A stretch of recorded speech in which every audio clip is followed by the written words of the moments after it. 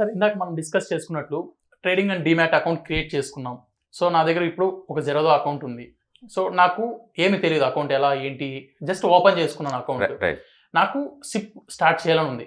ప్రతి మంత్ నేను ఒక 5,000 పెట్టుకోగలను. ఒక మంచి కంపెనీ చూసుకుంటాను, సమ్ మీలాంటి అనలిస్ట్ దగ్గర కావచ్చు, సమ్ కనుక్కుంటాను ఒక మంచి కంపెనీ.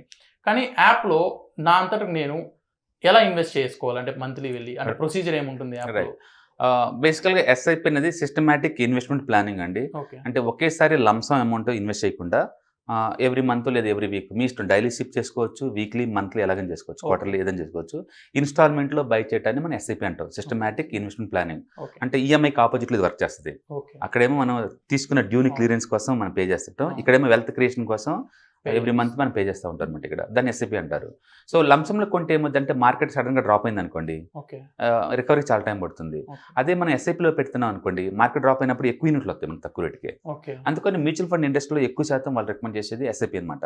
స్టాక్స్లో కనుక మీరు ఇన్వెస్ట్ చేద్దాం అనుకుంటే ఒక మంచి పోర్ట్ఫోలియో క్రియేట్ చేసుకొని ఎవ్రీ మంత్ వాటన్నిటిని యావరేజ్ చేసుకోవచ్చు. ప్రాబ్లం ఏమొచ్చిందంటే మీరేమో లూజర్ని యావరేజ్ చేస్తూ ఉంటారు, విన్నర్ని నెగ్లెక్ట్ చేస్తారు. అలా కాదు, చేస్తే టోటల్ పోర్ట్ఫోలియోని యావరేజ్ చేసుకుంటూ పోవాలి.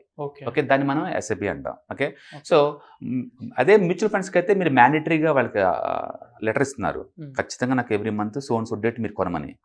అదే మనం మ్యూచువల్ ఫండ్స్కి మనం ఎస్ఐపి లేకుండా లంసం కొనుక్కోవచ్చు ఎవ్రీ మంత్. ఎవ్రీ మంత్ 5,000 అలా ఇన్వెస్ట్ చేయగలిగితే మీరు ఎప్పుడు కావాలంటే అప్పుడు బై చేసుకోవచ్చు, మీ దగ్గర మనీ ఎప్పుడు ఉంటే అప్పుడు. ఓకే, జీరోదాలో ఒకవేళ మ్యూచువల్ ఫండ్స్ కనుక మీరు ఎస్ఐపి రూట్లో వెళ్ళాలి అనుకుంటే జీరోదాకి ముందు మనం మనీ అప్లోడ్ చేసుకుని దాంట్లో లోడ్ చేసాం అనుకోండి, మనీ లోడ్ చేసుకున్నాం అనుకోండి, అది ఆటోమేటిక్ కట్ చేసుకుంటూ పోతుంటుంది. బ్యాంక్తో సంబంధం లేదు. బ్యాంక్ నుంచి మనం మాన్యువల్గా పంపిస్తాము, అకౌంట్లో ఉన్న అమౌంట్ ఎవ్రీ మంత్ కట్ అవుతూ ఉంటుంది. అది ఒక ప్రొసీజర్.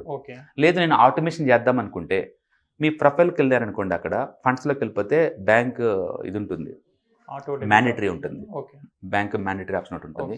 దాంట్లోకి వెళ్ళి మీ డీటెయిల్స్ కనుక ఫిల్ చేస్తే మీ బ్యాంక్ నుంచి అప్రోల్స్ వచ్చేస్తాయి. ఆటోమేటిక్గా మీ బ్యాంక్ నుంచి అక్కడ షిఫ్ట్ అవుతాయి, అక్కడ నుంచి జీరోదా నుంచి మ్యూచువల్ ఫండ్స్కి అమౌంట్ వెళ్తూ ఉంటుంది. అట్లా మీరు చేసుకోవచ్చు. లేదు నా బ్యాంక్ నుంచి నేను ఆధారేసి నాకు వద్దు అనుకుంటే మీరే మాన్యువల్గా బ్యాంక్ నుంచి మీ జీరోదాకి మనీ ట్రాన్స్ఫర్ యాడ్ చేసుకోండి. అది అప్పుడు ఎవ్రీ మంత్ డిడక్ట్ చేసుకుంటూ పోతుంటుంది. ఈ 2 ఆప్షన్స్ వాడచ్చు. ఒకవేళ మీరు ఈ ట్రేడింగ్ అకౌంట్లు నాకు ఇవేం తెలియదు అనుకున్నారనుకోండి, సింపుల్గా ఇవాళ రేపట్లో ప్రతి బ్రోకర్లు బయట ఈవెన్ పేమెంట్ బ్యాంక్స్ కూడా ఎంటర్ అయ్యారు ఈ ఇండస్ట్రీలో. సో మీరు ఆటో డిడక్ట్ పెట్టుకోవచ్చు మీ బ్యాంక్ నుంచి డైరెక్ట్గా. మీకు ఉన్న ఛాయిస్ చాలా ఉంది.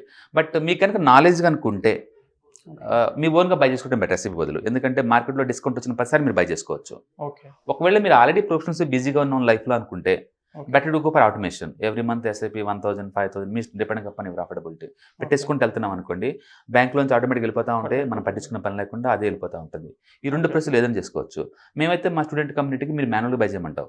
డిస్కౌంట్ వచ్చిన ప్రతిసారి మాన్యువల్గానే బై చేసుకోవాలి. అమౌంట్ కట్ అయినప్పుడు ఎంతలో కొంటున్నాం అనేది ఒక ఇన్ఫర్మేషన్ అనేది ఉంటుంది ఆటోమేటిక్ దానికి దీనికి. అంటే ఆటోమేషన్ అంటే మీరు ఆల్రెడీ వేరే ప్రొఫెషన్లో బిజీగా ఉన్నారు, ఇది నేను పట్టించుకున్నంత టైం నాకు లేదు, అందుకు నేను ఆటోమేషన్ చేసి వదిలేశాను. బట్ ఆ పర్టికులర్ టైం అప్పుడు మార్కెట్లో డిస్కౌంట్ ఉండాలని రూల్ ఏం లేదు కదా. అదే మీరు కనుక మార్కెట్ని వాచ్ చేసే వాళ్ళు కనుక అయితే మీరు అప్పుడప్పుడు మాన్యువల్ బై చేసుకోండి డిస్కౌంట్ వచ్చిన ప్రతిసారి. అదేమో ఆటోమేటిక్ కట్ చేసుకుంటూ ఉంటుంది మీ బ్యాంక్ అకౌంట్ నుంచి. ఇదేమో అడిషనల్ కొన్ని యూనిట్స్ కొంటా ఉండండి మార్కెట్ డిప్ అయినప్పుడల్లా. ఎవరైతే మార్కెట్ డిప్ అయినప్పుడు ఎక్కువ అడిషనల్ యూనిట్స్ కొంటారో లాంగ్ టర్మ్ లో వాళ్ళకి ఎక్కువ మనీ వస్తుంది. అంతేగాని పెరిగినప్పుడు కొంత ఎక్కువ వస్తుంది, ఎందుకంటే తక్కువ రేట్లో ఎక్కువ యూనిట్లు వస్తున్నాయి కదా. చాలా మంది అంటే మార్కెట్ ఒక 10% డ్రాప్ అయింది అనుకోండి, భయమే సమ్మేస్తారు మొత్తం, ఇంకెంత దూరం డ్రాప్ అవుతుందని. బట్ మీకు అర్థం కావాల్సిందంటే మార్కెట్ ఎప్పుడు డ్రాడౌన్స్ కామన్, ఇది అప్ అండ్ డౌన్స్ కామన్. అది దాన్ని మనం అడ్వాంటేజ్లో వాడుకోవాలి తప్ప భయమేసి మనం దూరంగా పడుకోకూడదు. అందుకని ఏదైనా మ్యూచువల్ ఫండ్ చూస్ చేసుకునేటప్పుడు మీరు క్లియర్గా హిస్టారికల్ డేటా చెక్ చేసుకోవాలి. యావరేజ్ మీద కాంపౌండ్ రిటర్న్స్ ఎంత వస్తున్నాయి, ఎవ్రీ ఇయర్ కన్సిస్టెన్సీ రిటర్న్స్ ఎంత వస్తుందని చూసుకున్నారనుకోండి మీకు క్లారిటీ వస్తుంది. అందుకని మేము మ్యూచువల్ ఫండ్స్ దగ్గర 10,000 ఉన్నాయి ఇండియాలో. ఏఎంసీ కంపెనీస్ 50 దాకా ఉన్నాయి. అయినా మేము 4-5 ఎందుకు ఫోకస్ చేస్తామంటే అవి గుడ్ రేట్ ఆఫ్ రిటర్న్స్ ఉన్నాయి, లూజ్ థీమ్ అనమాట అవి. ఓకే, అంటే ఇప్పుడు ఆ 4-5 కంపెనీస్ ఏవి గుడ్ రిటర్న్స్ ఇచ్చేది నేను స్టార్ట్ చేయాలనుకునేది? సో బేసికల్గా ఐటీ ఇండస్ట్రీ చాలా హాట్ అండి ఇప్పుడు. మీకు యావరేజ్ మీద ఇండియాలో బిగ్గెస్ట్ రిటర్న్స్ ఇచ్చిన లాస్ట్ 10 years అంటే IT mutual funds, IT index కూడా వస్తుంది. బట్ ఒక్క సెక్టర్ స్పెసిఫిక్ నేను ఎప్పుడు రికమెండ్ చేయను, ఎందుకంటే అది వాలటైల్ అవ్వచ్చు. కొన్నిసార్లు హాట్ ఉంటుంది ఆ థీమ్, కొన్నిసార్లు నాన్ హాట్ అయిపోద్ది. దాని బదులు బ్రాడ్గా ఫండమెంటల్స్కి మనం ఫ్రీడమ్ ఇచ్చామనుకోండి వాళ్ళు ఆపరేట్ చేస్తారు. అందుకని లాంగ్ టర్మ్ మీరు ఉండాలి అనుకుంటే కనుక నా ఫేవరెట్ థీమ్ ఎప్పుడు కూడా స్మాల్ క్యాప్ మ్యూచువల్ ఫండ్స్. అన్నిట్లో వాటిల్లో బెస్ట్ పర్ఫార్మెన్స్ ఉన్నాయి 2-3 చూస్ చేసుకోమంటే మాత్రం నేను I'll go for SBI small cap direct growth, otherwise I'll go for Axis small cap direct గ్రోత్కి వెళ్తాను. ఎందుకు అదంటే నా దగ్గర ఆన్సర్ ఏం లేదు, ఎందుకంటే it's giving more than 20% per annum. ఈ పాయింట్ ఆఫ్ టైంలో అయితే యావరేజ్ మీద 27% ఇస్తుంది పర్ యానం గత 10 years నుంచి. Small cap and SBI. Yeah but I'm expecting 20% per annum. So long టర్మ్లో అది ఆల్రెడీ ప్రూవన్ చేసుకున్నాయి కాబట్టి అందులో ఇన్వెస్ట్ చేస్తాను. నాకు సేఫ్టీ కావాలి, నాకు రిటర్న్స్ కూడా ఎక్కువ కావాలి అంటే ఫారిక్ ఫ్లెక్సీ ఫండ్ ఉంటుంది. వాళ్ళు ఇంటర్నేషనల్ మార్కెట్లో 10 కంపెనీస్లో ఇన్వెస్ట్ చేస్తారు, ఇండియాలో 15 కంపెనీస్లో, మన టోటల్గా 25 to 30 కంపెనీలు ఇన్వెస్ట్ చేస్తారు. అవి కూడా యావరేజ్ రిటర్న్స్ 22% పర్ యానం వస్తుంది గత 10 years నుంచి. అది కూడా బాగుంటుంది. మీరు 2 తీసుకోవాలంటే ఒకటి ఫరాగ్ తీసుకోండి, ఒకటి యాక్సెస్ కానీ స్మాల్ క్యాప్ కానీ తీసుకోండి. ఒకటే తీసుకోవాలంటే ఏదైనా తీసుకోవచ్చు ఒకటి, బట్ ఎక్కువ తీసుకోవద్దు. కొంతమంది 10-20 కూడా తీసుకుంటారు. అంటే బిల్లు మీరు ఒకటి కొంటే ఆ లిటరల్లీ 50 స్టాక్స్ కొన్నట్టు లెక్క. మీరు కొనుక్కుంటే అలా పోతాను 4-5 మ్యూచువల్ ఫండ్స్, మీకు వచ్చేది ఏముండదు. టూ మచ్ డైవర్సిఫికేషన్ కూడా ఇట్స్ బ్యాడ్. ఒకటే రెండు సరిపోతుంది ప్రతి ఒక్కరికి. మనకి నమ్మి ఒక కంపెనీ మీద పెట్టుకోవడం బెటర్ అంటారు. వాళ్ళు ఏంటంటే బేసిక్గా 50 కంపెనీస్ ఉన్నాయి ఆల్రెడీ దాంట్లో ఫోల్డర్లో. ఓకే, 15లో వాళ్ళు యావరేజ్ చేస్తున్నప్పుడు మళ్ళీ మీరు ఎందుకు ఇంకో మ్యూచువల్ ఫండ్స్ ఏది తీసుకున్నా సరే మీకు యావరేజ్ మీద 20-25 మధ్యలో 20 వస్తుంది లాంగ్ టర్మ్ లో. రూల్ ఏంటంటే మీరు డౌన్ ట్రెండ్ లో బయటకు వెళ్ళకూడదు, అదొక రూలే. ఎక్కువ బై చేయాలి తప్ప ఆ టైంలో బయటకు వెళ్ళకూడదు. మార్కెట్ ఆల్ టైమ్ హైలో ఉన్నప్పుడు మీరు కావాలంటే కొన్ని ఎన్కాష్ చేసుకోవచ్చు, కొన్ని అమ్మేసి.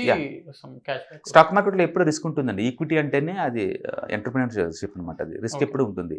అందుకని మీకు ఎప్పుడైనా ప్రాఫిట్లో వచ్చేసింది అనుకోండి, 30% అలా వచ్చింది అనుకోండి మ్యూచువల్ ఫండ్లో, కొన్ని యూనిట్స్ అమ్మేసుకొని ఎన్కాష్ చేసుకొని దాన్ని వేరే అసెట్‌కి షిఫ్ట్ చేసుకోండి.